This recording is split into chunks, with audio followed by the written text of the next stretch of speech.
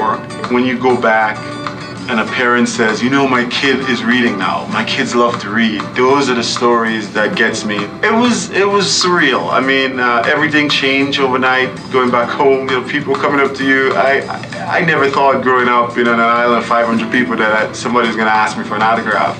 It was amazing for me, because I've always believed in that notion that if you make it out, that you owe a debt of gratitude. It's almost a moral imperative that you go back and try to help the next generation. I've always felt that calling, and that is an important part of my life mission. Just pushing them, moving them into the right path, having them see the world in a different place than they did a moment before, and giving them that hope that they could accomplish extraordinary things is what I will remember most about what we try to do every day and will continue to do every day with the Kerosene Lamp Foundation. Adonal Foyle turning his home country's kids on to educate. Well, thank you guys for coming. So, one of the hardest things for me was trying to figure out that next path. I was very happy being an NBA player, and it was an extraordinary journey. We were a terrible team. I was with the Warriors for 10 years, and I think when I look back, we had about probably 8 coaches in 10 years. And I remember one season, I don't think we played 16 wins. It was quite difficult. So I had lots of time in the summer to try to figure out what I wanted to do.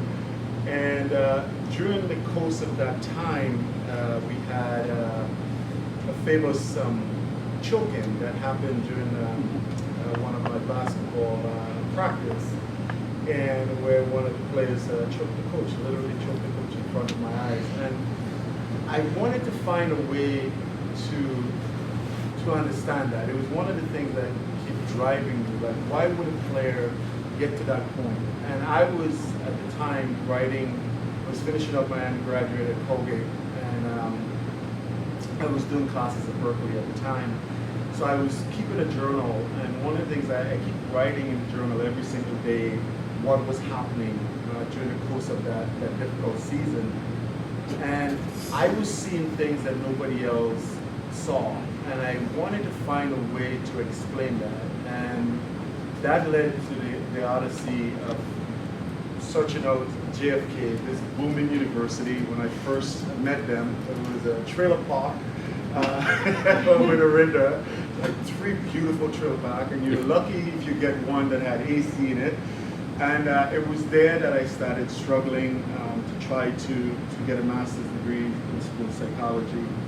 And for me, I always wanted my work to be connected to what I was doing, and my academics to be connected to what I was doing. So I always had that desire, like, how do we explain the enormous amount of pressure that players are feeling on a day-to-day basis, and then how do you translate that into something?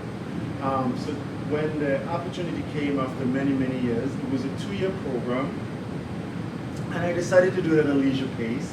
A mere 10, 11 years it took me to finish up my work, but it was perfect because in the summer I didn't want to do, online classes were just coming into play, and I didn't want to do most of the work online. I really liked the idea of having something in the summer that I can go to and really like work with people. And the cool thing about JFK, I always felt like I was talking to people that were coming back for the second career. So it was really fascinating, right? Because it was like, I was talking to people who had already been in the field, who had already gone through the first career, and they were bringing all this knowledge. So they were telling you things that they thought wouldn't work, and you had to take them out to work because they've been out there doing it. So that was really one of the cool things about being here. But over the time, I also had a chance to, I've been in the league long enough that when the time came to start working on my thesis, I thought I wanted to really address transition. I knew I had to go through it, and I wanted to figure out, is there a better way to go through it than this? And who did it well, who do it well, what are some of the issues that goes into somebody transitioning well? So I went out and I talked to about 10 retired players from I think 2 years out of the league to 30 years out of the league. And it was, I mean, unbelievable. It was, no one had asked them these kind of questions before. You know, what makes a good transition? How did you do it? How many times did you fall? How many times did you figure out that second career? And everybody was so generous in terms of the information and the knowledge that they give that I end up, Dr. Rhodes told me I shouldn't do 10 people. She's like, it's grounded theory, so you probably want to do less, but knowing me, I decided, the more the better, until I had to start categorizing 50 pages of interviews into 5 categories. Cannot imagine. My entire house was just flashcards all over the place, trying to see patterns. But I really enjoyed, that was one of the most amazing things for me, because I was able to go back. I had 1 foot in the league and 1 foot out. So I was able to tell players what to expect, and at the same time I was having all these amazing experiences with the people that was outside. So that was kind of the odyssey for my thesis. And so I got it done, I graduated, I thought, shoot, this is great. Life could be, life is done, all is well. I already got my degree, nothing else to do.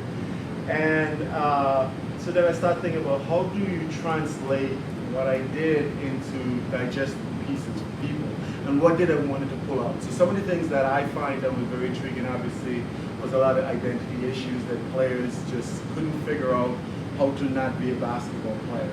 And one of the things they talk about social stresses, social status, loss of relationships. But the one that was intriguing to me was almost a lot of the players talked a lot about financial insecurity. And I thought that was very interesting, because I was like, when you look at the salary of an NBA player, you think it makes no sense. How could they have financial security? So that was kind of the odyssey of saying, okay, let's look at this in a more profound way. So Adonal, let's talk about that, taking your master's thesis and turning it into a book. What was that process like? It was, I didn't know what I was doing. And for many of you who are going to be doing this, part of it is you have to have the desire. When I was in college, I took an English class, several English classes. I started writing poetry, and one of my professors said to me, he's like, writers write. And it's like almost everything somebody says, and you think about it, and it's like, I don't really know what that means. And I really didn't know what it meant at the time, but I thought, okay, writers write. So I write. I wrote a lot of different things. But for me, when I started working in this, I thought that here is a problem. I was looking, as being part of the union, being part of the league, I was looking at these statistics that were coming out, and they were over and over. There was players losing a tremendous amount of their wealth, and I'm like, I want to be able to understand that. So I decided, okay, I'm going to write a book, and I said, no, I take that back. It was, I finished my career. I got a job in Orlando Magic, and I had a player came in. He was a young player, so I brought him in. Didn't have a checking account, didn't have anything. So I walked him over to the bank, and I set him up with a checking account, set him up with a savings account, set up direct deposit, and I was so happy. I came back into the office, I was beaming. I had done something productive for the day. I was patting myself in the back, I was doing great. And the next day I walk into the parking lot, coming into the arena, and I saw a new car, and I did not recognize it. So I was like, there's a new car. So I'm peeping out to see who's gonna come out of the car, trying to be not overt about it. So I'm like walking around, seeing who's coming out of the car, and I saw him, come out of the car, and I was like, there's no way he could afford this car because I just set up his checking account yesterday, and I know he doesn't have that money, So being nosy, so I went up there, I was like, nice car, and he's like, yeah, I bought it, cash. I'm like, well, how much was it? And he told me, I was like, well, you don't have that money. And he's like, I don't? I said, no, not from what we put in yesterday, unless there was a big, lots of money that went in overnight.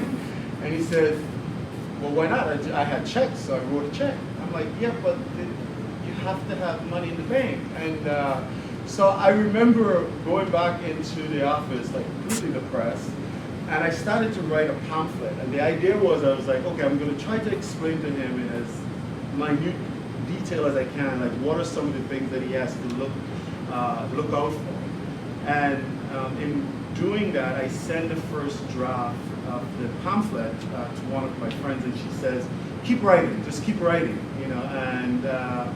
And about a year later, it became about 200-page document and the basis for Why Players Go Broke, which was the name of my first book. So we had Why Players Go Broke, which was self-published, which is the genesis, was the basis was the thesis. Then the genesis that created this book was seeing all these experiences, these professional athletes, really not knowing a lot about financial literacy at all. So the book came together, and then after being self-published, you got published. Tell me a little about what that was like. Well, I wrote the book, and Why Players Go Broke, and I was very excited. So, but one of my friends wanted to send it to HarperCollins. They said, well, you should send it forward.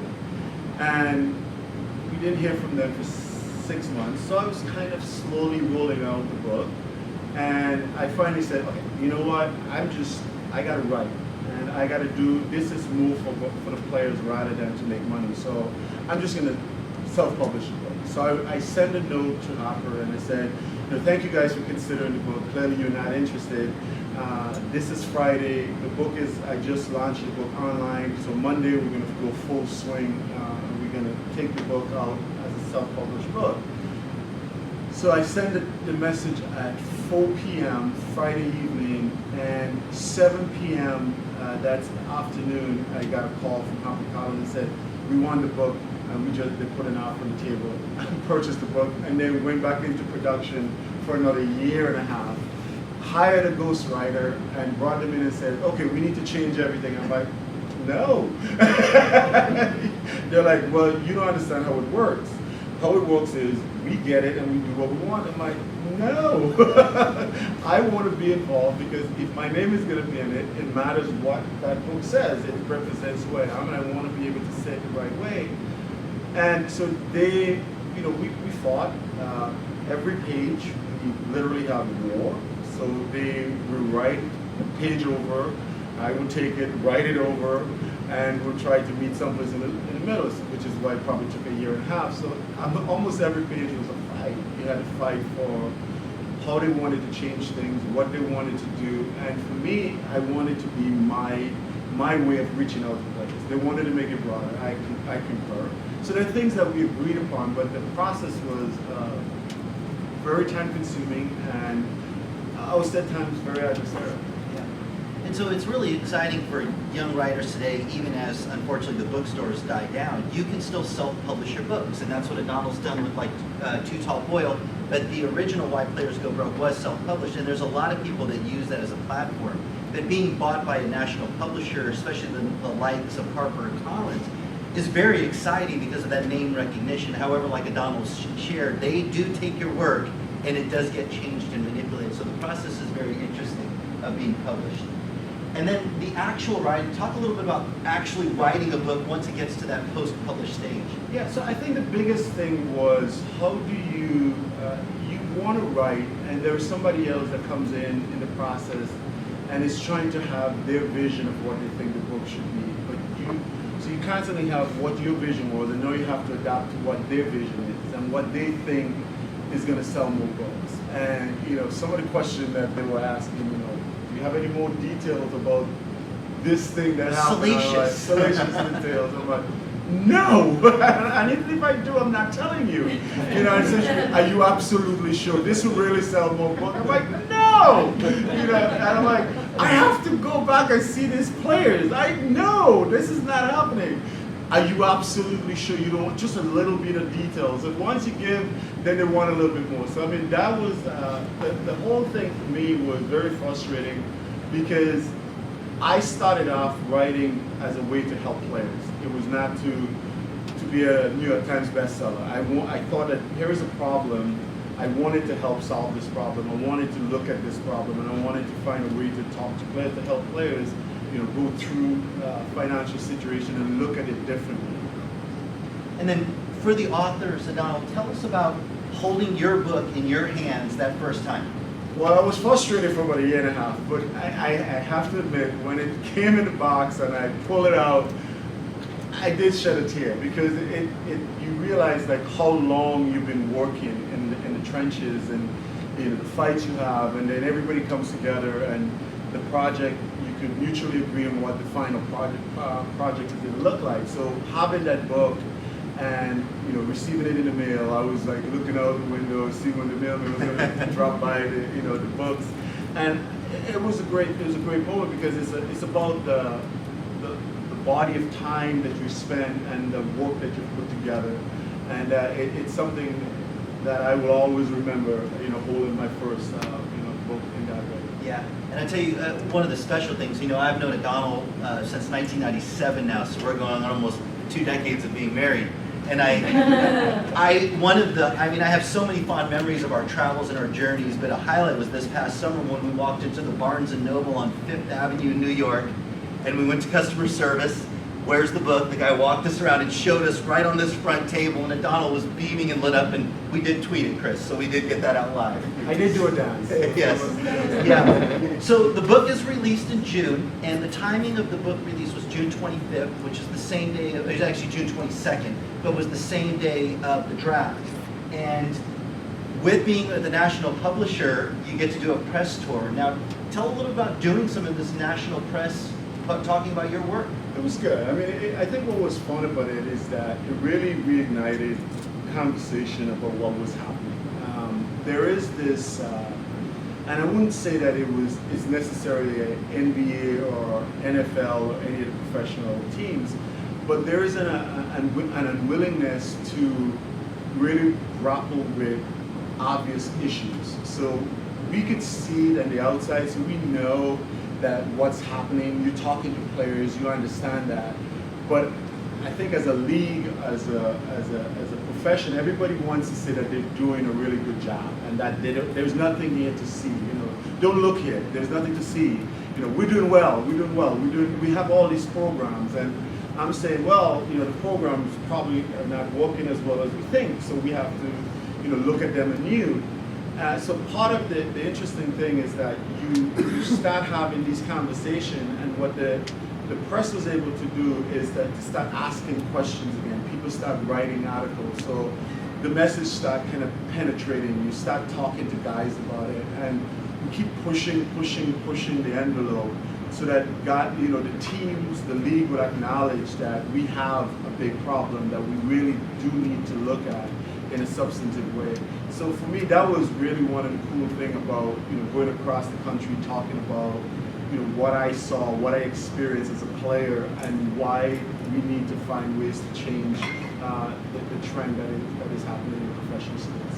Yeah, and we're so proud of our team as a whole, because with this effort that Adonal did, ESPN, a full spread piece on a Saturday edition for the New York, or Sunday edition for the New York Post, and including one of mine. This next piece, CBS Saturday Morning, seen by 4 million viewers. I think that you just really, there's no words in which you can explain sometimes the way I feel. A fairy story. Indeed. Adonal Foyle rose from humble beginnings in the Caribbean islands of St. Vincent and the Grenadines and became a basketball star at Colgate University. He set an NCAA record for blocked shots in the 1990s. Foyle then had a successful 13-year NBA career and worked with several nonprofit organizations after that. Now he's using his experiences to help fellow athletes avoid the financial pitfalls that leave many in bankruptcy. The book is called Winning the Money Game: Lessons Learned from the Financial Fouls of Pro Athletes. Adonal Foyle, welcome to CBS This Morning. Thanks for being here. Thanks for having me, guys. You were just telling us that this really started as a master's thesis for you in sports psychology. Yeah, I decided during my MBA career to start my master's in sports psychology, which was unusual, but I thought it was a great opportunity to start thinking about what comes after basketball. Mm-hmm. And within that thesis, I interviewed 10 retired basketball players, and I started asking asking them about things that they were worried about during the transition, and many of them coming back to financial distress. So I wanted to really look at that more closely and ask the question, why, after having the opportunity to be graced with so much money, is players having financial distress, and whether or not I was going to experience the same thing when I retired. What did you find? Because I think people have a very stereotypical idea. Athletes go out and buy cars and big houses and live extravagantly. Is that the cause of most of the bankruptcy issues?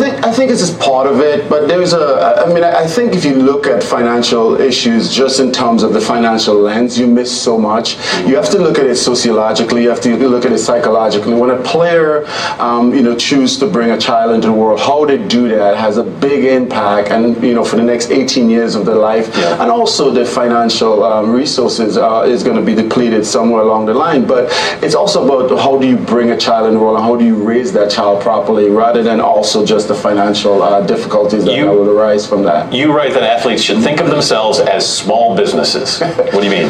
Well, if you think of what most small businesses in this country make, athletes make a lot more money than most small businesses in this country. And I think if you start thinking yourself as such, you start protecting and insulating yourself. You have to understand that everything you do is going to have repercussion in your financial future. Right. So it's better to prepare for it as a small business does and prepare for the inevitabilities that will happen. Are most athletes, are they psychologically prepared for the fact that, the 5 to 10 years that they're going to be in the game are going to be by far their highest earning years?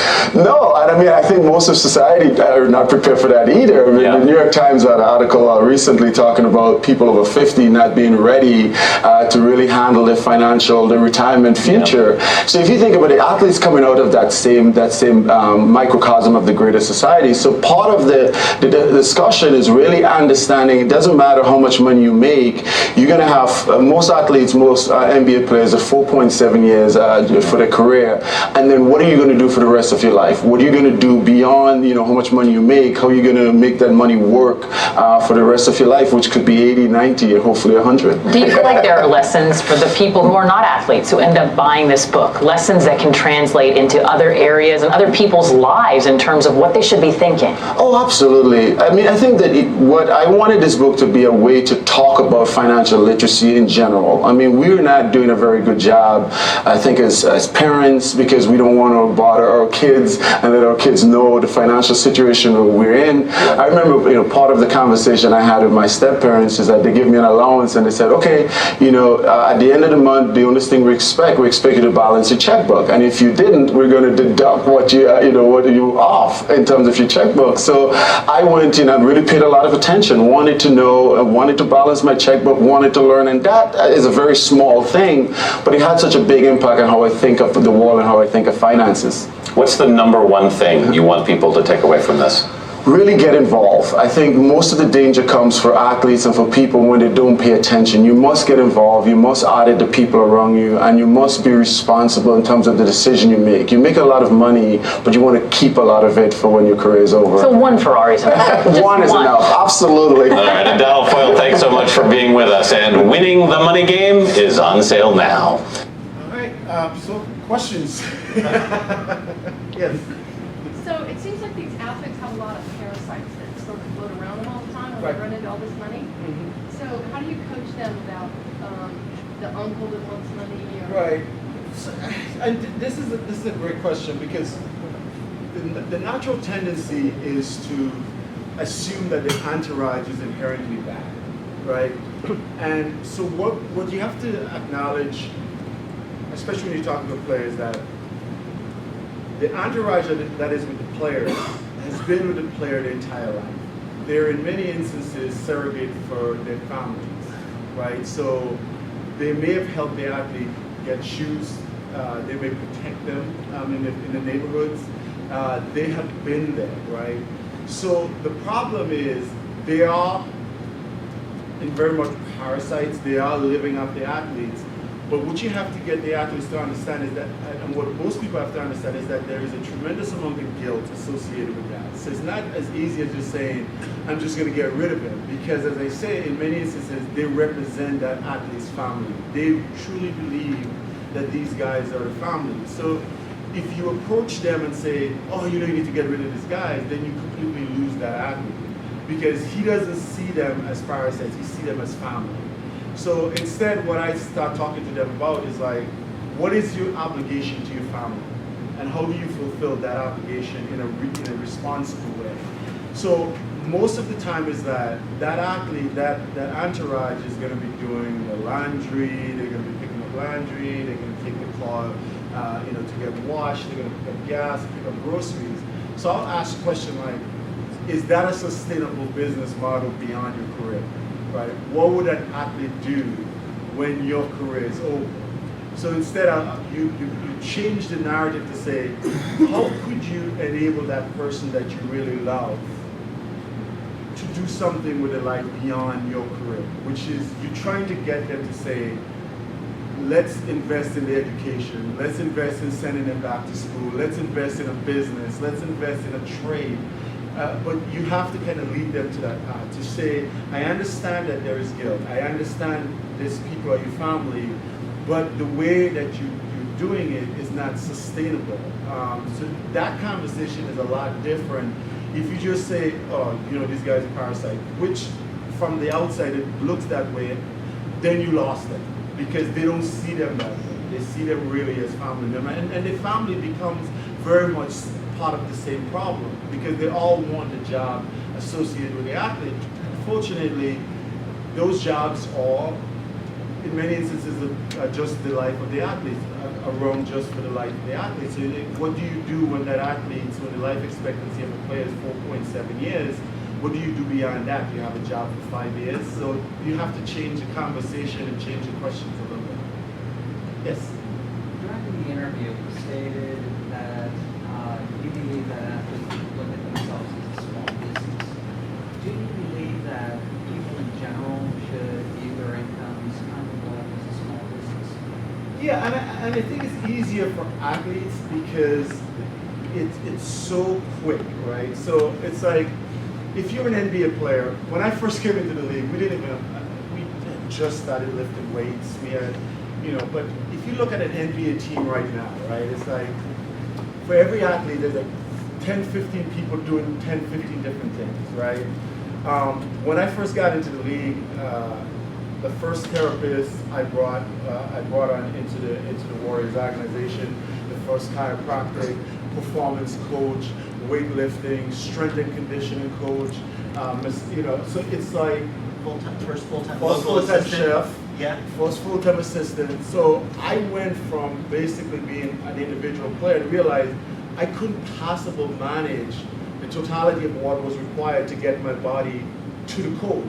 You go to training camp, and I had, I'm rolling in with my entourage of like 7 or 8, but they were putting me together, they were fixing my knees, they were fixing my back, they were like making sure I eat right, making sure I got massage, and it probably extended my career. So it's very easier to see how, as an athlete, when you have the resources, if you don't use it, I remember one of the things my dad said, my dad is an economist, and he said to me, I was really getting upset because I had spent a tremendous amount of money on this body of people. And he says, this is your profession. What would you do for your profession? And when you think about it that way, it's a business decision. I needed to have my body ready, and these people helped me get it there. So it was very easy to see how that business structure could exist with a player. And I think for most people, I tell every athlete, every person who has a little bit of wealth, is that if you want to experiment with something, let's say you want to go buy a business, you want to go buy a flower shop, it's better to have an LLC structure set aside that can protect you, because you could, it gives you a lot of protection that people can't get to your personal asset. So having those barriers, especially for athletes, is so important, because if a person comes to an athlete's house and they fall down, you have to make sure that you have an insurance policy that covers all of that. Because in most instances, it would probably be a bad fall and you get up and you go to work. But with an athlete, it might be, this is an opportunity to get well. So understanding those structures, I always tell an athlete, you're here, and the question is, what is in front of you, so people can't get directly to you. The assistant when I first got into the league, I was one of the first people who said, I need an assistant, because I couldn't have everybody coming to me and walking through the door, you need a barrier to say, you need to fill out what's happening. You need time to assess what people are bringing in deals. They want you to invest in this. They want you to invest in this.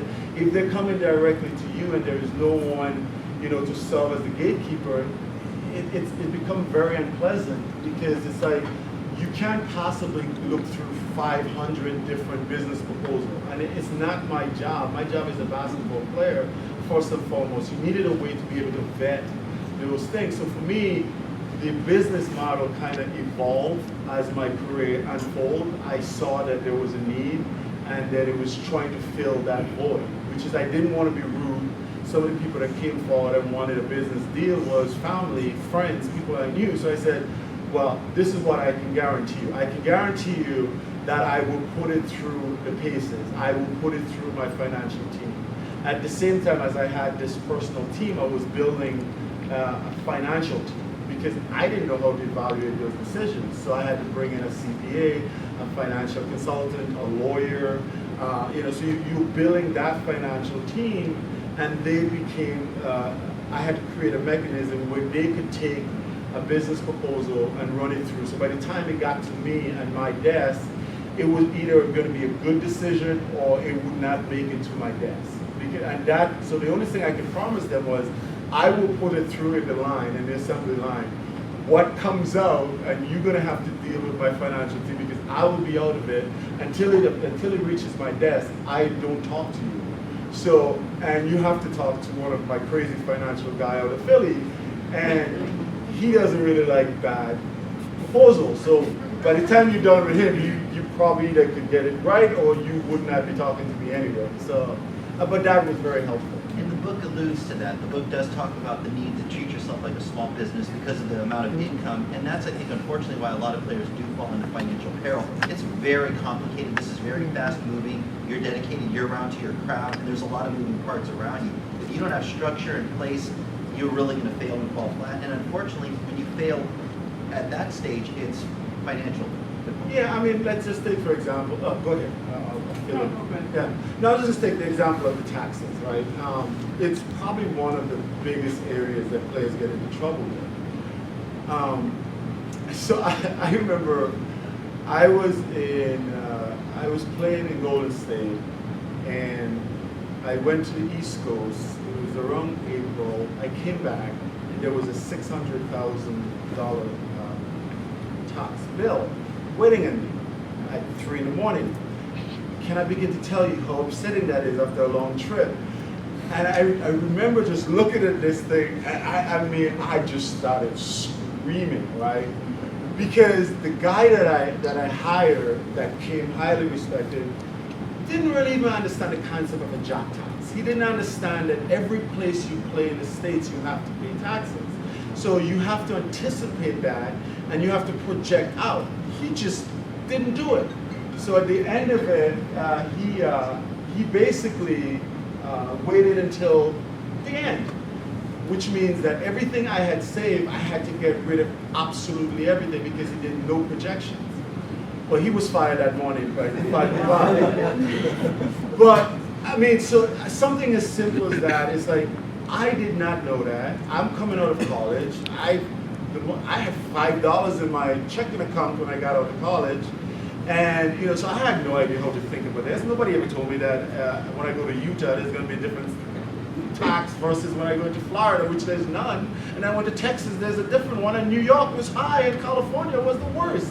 Nobody told you those kind of things, right? So it's like you learn on the fly. So I went and hired the gentleman I'm with now, and we've been together ever since. But I mean, something as little of that, if it's not done right in the first 3 years, the hole that you'll be in by the time your rookie contract is done, you might not be able to get out of it. And it compounds. If you don't pay, it compounds and triples really quickly. So, yes? Good evening. My name is Gabe. Did the Masters in Sports Psychology help you become this role model that you are today? If I say no, I'll get killed. You see how she's looking at me? It really is. It really is, and I'll tell you why, in a really different way, right? Part of the challenge in professional sports is perspective. We do such a very good job of keeping everybody in the cocoon, and there's a really good reason for that. The Warriors is on this amazing run. You don't want a lot of distraction. So for a team as coaches, your mission is to protect the players, to protect them from anything that will distract them, from taking away from the focus from the team. I always understood that, but I always thought it was really bad, because in one sense, it helps you to be more focused, but in the long run, it helps you to be almost disillusioned about what you're going to end up doing. You're going to be retired and you're going to be removed from the cocoon. So what sports psychology really did, instead of saying like, stay in the cocoon, it allowed me to bounce out and bounce in. So I was always one of those people who said, okay, I need to find a way to be ready to play at 7. What I do from 11 to 7 is my own business, right? It's not the coach's business. I need to have a life. I need to watch the person who's watching my money. I need to take a meeting. I can't constantly be in the cocoon. So what sports psychology do is says, okay, my preparation for the game, Stephen was great with this. So I said, all right, here's the rule. From 2 to 3, from 2 to 4, I get a nap. Anybody call, I'm not around. If they want tickets, they have to call in the morning. So we set up rules in place so between 2 and 4, I get to sleep. From 4 to about 5 something, I'm driving to the game. So I got my preparation. For my preparation is really crazy, really loud Caribbean music, dancing all the way to the arena. If you saw me outside of the car, you will really think that I am on drugs. I do a lot of gyration, you know what I mean? But that's kind of how I did my process. I think like one of the things that sports psychology did, it really helped me to really define those spaces in a more meaningful way. So I didn't have to be on performance all day. I can pick my time and I can set structures that will help me to be ready by 7:30 on a game day. So yes. So, have you found that there's a direct correlation between these players that run into financial difficulties and those that drop out of college after 1 or 2 years and don't get their degree? No, there is some loose affiliation, but I think more is the intent. So what I find is that if a player is willing to embarrass himself, and it really is an embarrassment, because, and the way to think about it is this way, is that I call every player in the NBA a PhD in basketball, right? They are the best of the best. By definition, they are a PhD, right? They have the highest level of athletic ability. But as in most geniuses in one space, the ability to traverse to a different space is so intimidating because it requires a level of ignorance that you have to be willing to accept. You have to be willing to accept that I will never know as much as my financial consultant. And one of the things that I was able to do is that when I hired the guy that I was working with, I said to him, your job is to teach me. I said, you can't dunk a basketball, so I can make fun of you if I want. I don't know a whole lot of crap about what you're talking. But if you're going to be successful, at the end of my career, I have to be able to ask the right questions. And you have to be able to give me the right answers. Right? So your job over the course of my career is not to invest my money. I can do that with a lot of different people. Your job is to teach me. Not that I'm going to be better than you, but hopefully I'll be able to ask the appropriate question that I need to ask in order to protect my financial future. And that is a different way. So I was willing to sit down for 2 hours when I first started every other week and have that conversation about how he was going to invest my money. And to be honest, I didn't understand. 2 hours on that phone, I probably understand 5 minutes. like, hello, goodbye.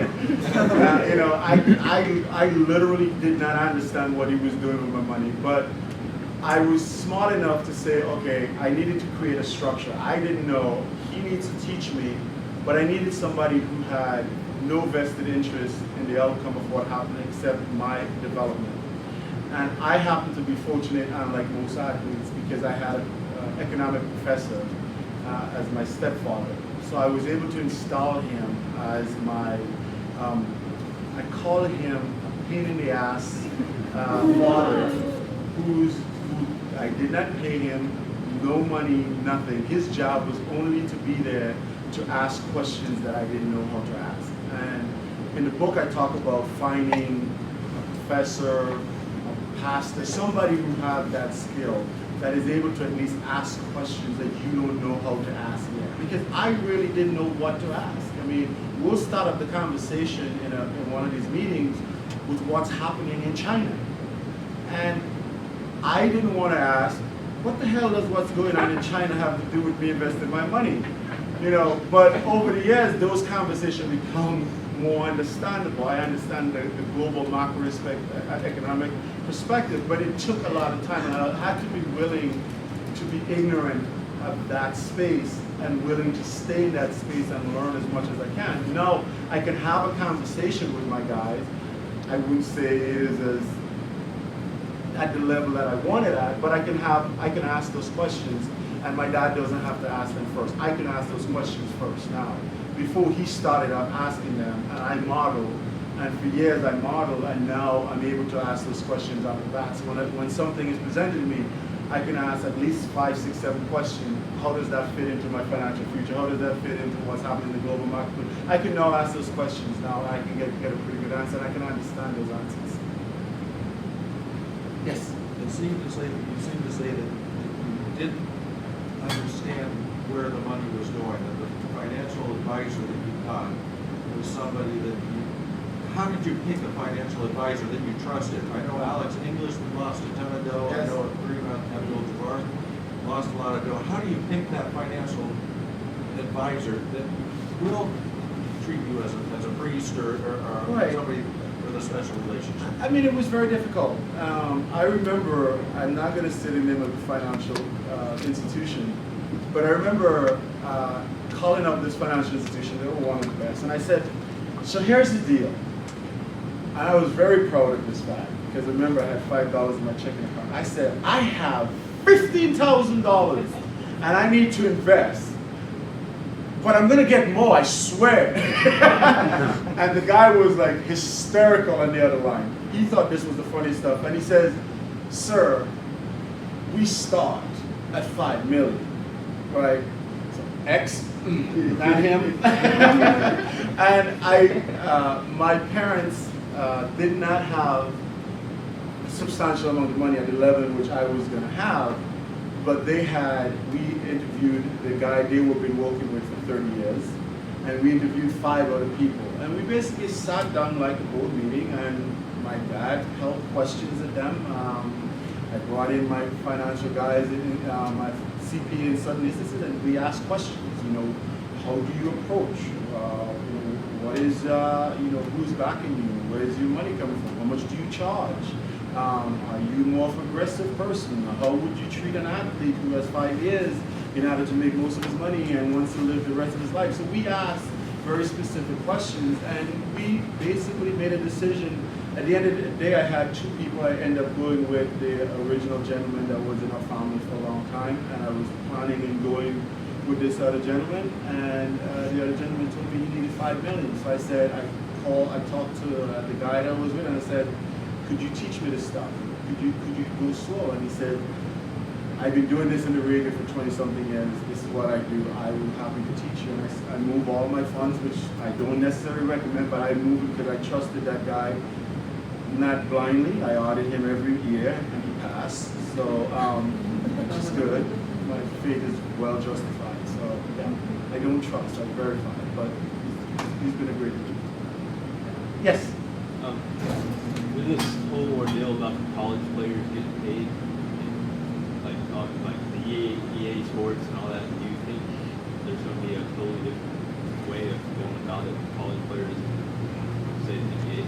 Yeah, I mean, I think what's really been disappointing is that, I didn't go to some of the high-end private schools, but what's been very disappointing, let me just say this before. My first year in the league, I signed up for this program, I think it was the Merrill Lynch.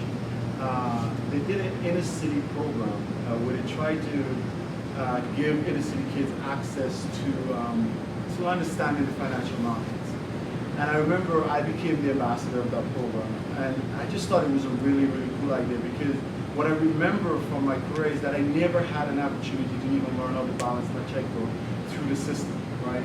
Is that you make it all the way to college and you have it as a prerequisite. You don't get that opportunity to balance, to learn how to deal with financial stuff. I mean, the first time I was hearing most of this stuff was the first time somebody handed me a check for $1 million. I mean, it's really, really terrible time. And this is going through most of the prerequisite programs in school that you have no knowledge about anything, especially if you come from a poverty-stricken background or inner city, you know, like my parents did not have savings account, much as checking account. So the idea that the first time you're learning about a money market account is that somebody handing you $1 million, we do a disservice to people coming out of college. I mean, not having that. I mean, I remember one of the things that I remember in college is you cannot graduate Colgate unless you've passed a swim test, right?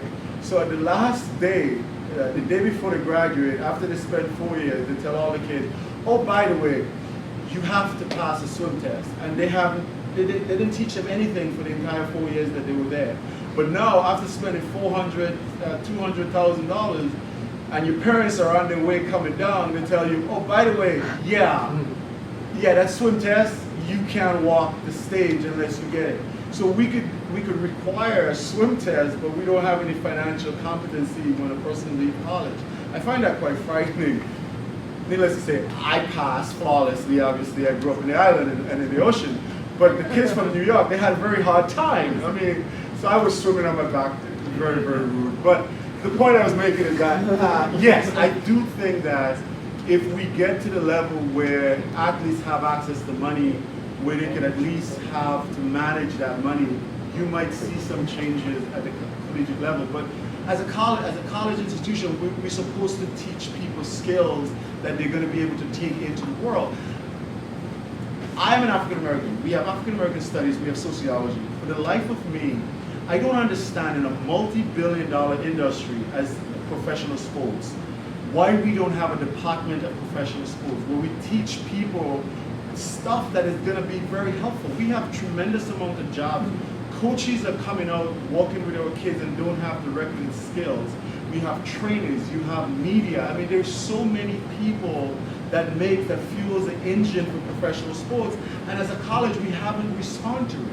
We should have a department of professional sports where we're training people, not necessarily to be NBA players, but to learn marketing, to learn media, to learn all of this stuff that is going to take to get that team. I mean, if you look at a Warriors team and the amount of people that is part of that institution and they're not trained necessarily to do those specific skills that we know that we need, and these sports and these professional teams are going to be here for a long time.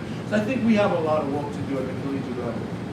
I think just to add on to that, like what University of Maryland is doing, I think that's going to be the forefront, where if you're a scholarship athlete, your 4-year education is paid no matter what year you leave the institution.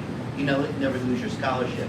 And I think although the EA money is not going to trickle in across the board, because keep in mind there's 12 million Division I athletes, that money's paper thin once it gets to where it's supposed to go.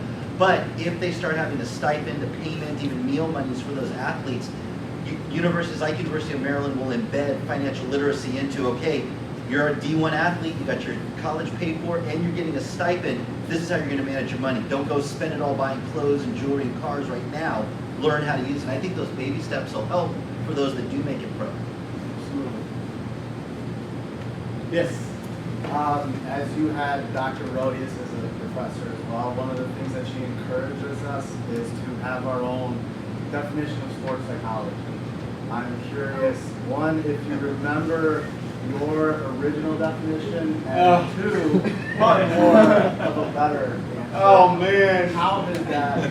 Not being put on the spot. You have to realize that I was there for 10 years, so I had probably 20 iteration of sports psychology.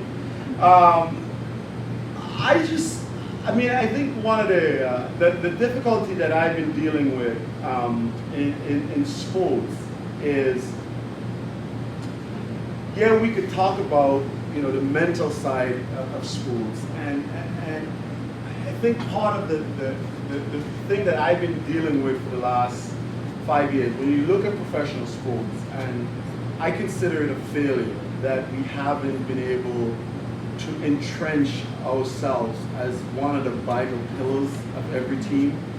And I've been thinking a lot about how we approach sports psychology, how we approach psychology in general, and then how it's refracted back by the players.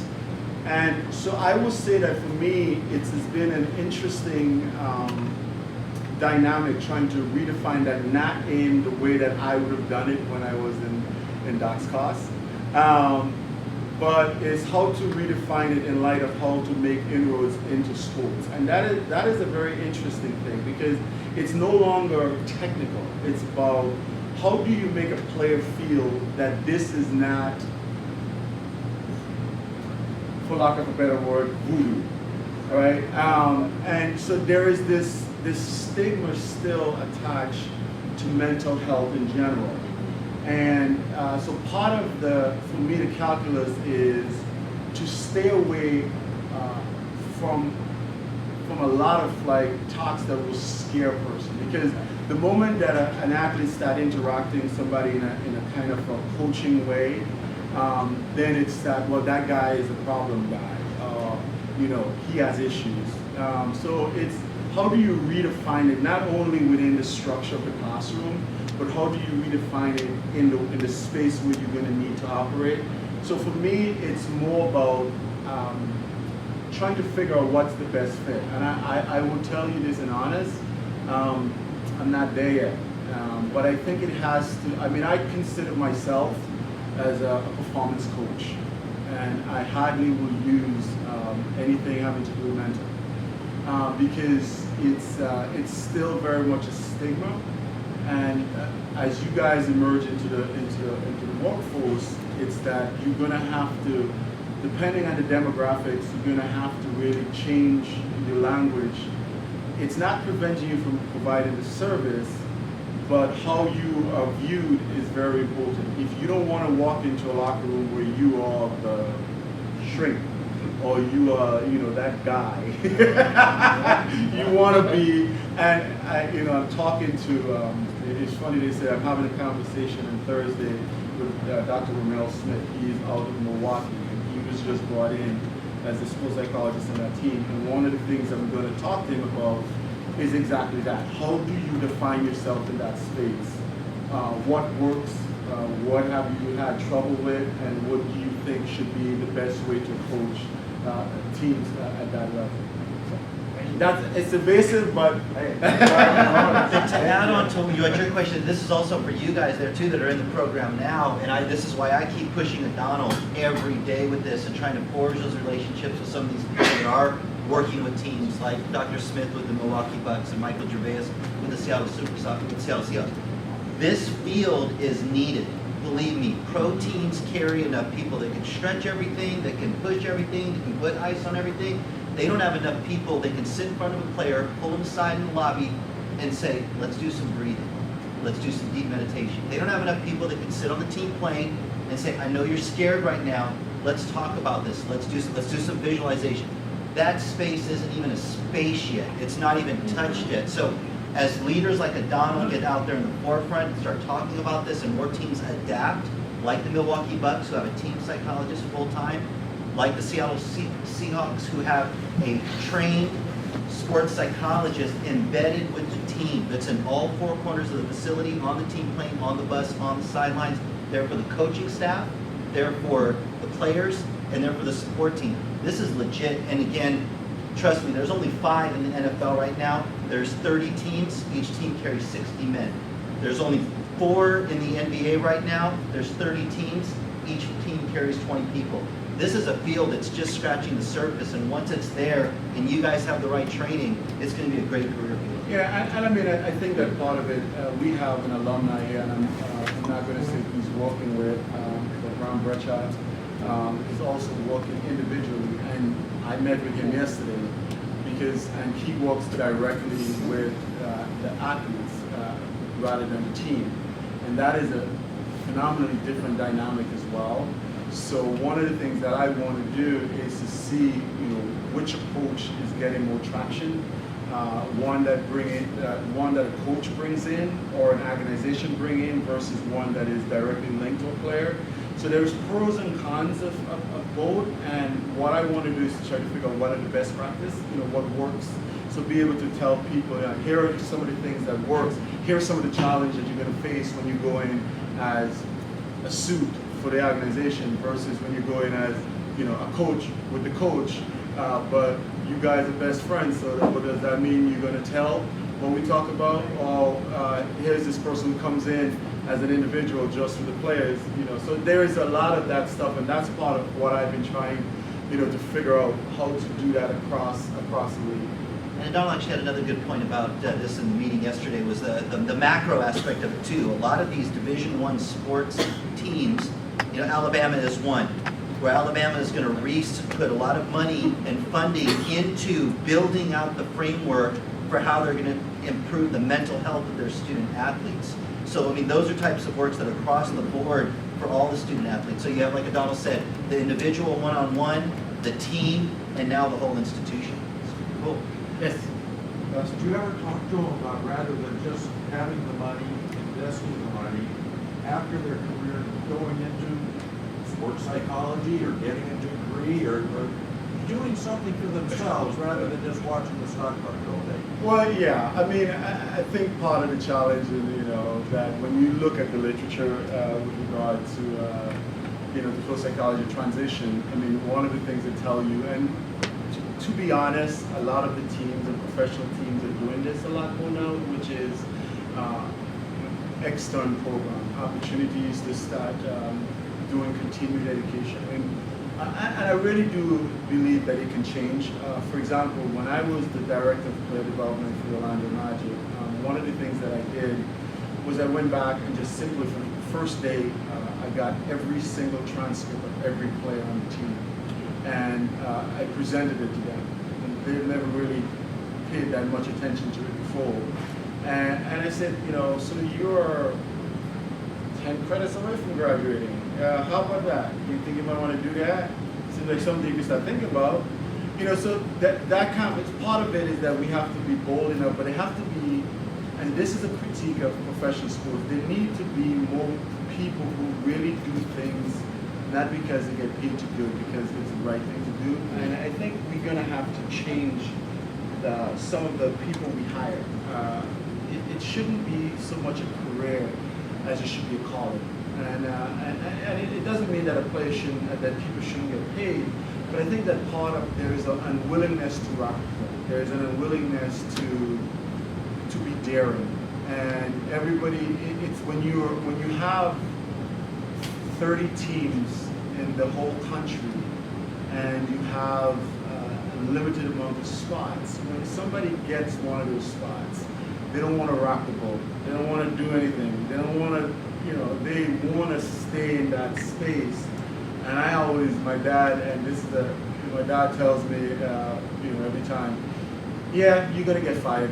You might as well get used to it. So do what you need to do because you're going to get fired. And it liberates you to really do what you need to do rather than to be paranoid that, oh my God, I got the dream job. I cannot mess it up. Therefore, I do nothing that will rock the boat. And then you have these players that are falling down in front of you. So I've been one of those people, for better or worse, that is willing to really push that line. Keep pushing the education. Because that's the way that changes their soul. Absolutely. Right. Absolutely.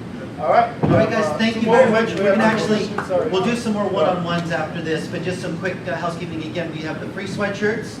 We've got the raffle that's coming up. We've got the wine. We've got snacks. We've got our students. The books here will be on sale for $18.50 for winning the money game and 2 tall boy or pretend. and then Donald's going to be in the corner signing up the books. If you have any follow-up questions, you can contact us at foil31.com. That's Donald's website. That'll give you access to all the information. Send us an email, send us some feedback, keep in touch with what Donald's doing. In overtime. 124.19. Okay.